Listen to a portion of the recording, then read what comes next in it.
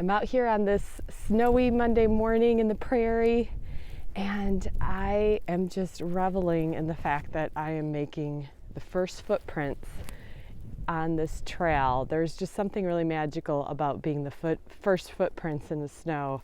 Something about being able to wander and wonder and open your heart to all the different messages that are bubbling up. And before I came out here, I almost didn't. It was cold, it's 17 degrees, it's Monday, and I heard Jason went out for a walk, and I kind of got challenged by his example, his leadership to do the same. And I am so glad that I did, which is always the case, isn't it? When you're thinking about skipping something important, you're always glad you did it afterward.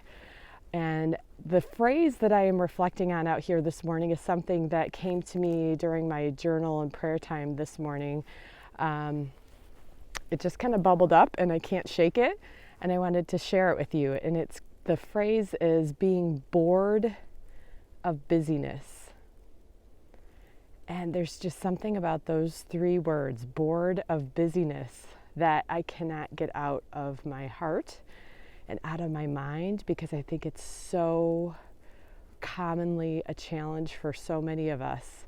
Our lives are so distracted, so full, so important. Everything we're doing is so important. And I'm not saying that as sarcastically as it sounds. It really is. Like, we have a lot of great things on our plates, and yet we're so bored of it all. Like that concept of a kid on a summer afternoon. I'm so bored. Like, that's, I think, how we all can relate to this busy, distracted, and stressed out life. And there's something about separating ourselves from it, whether it's on a quiet walk or a Sabbath that you savor, that one day a week that Jason and I have been talking so much about. There's something about separating ourselves from the busyness that allows us to take a little bit more perspective with us moving forward. What is it that is filling all of this time and busyness and leaving us distracted and tired and overwhelmed and discouraged? What are these things? Because they're just individual little things that make up a really bored and busy life.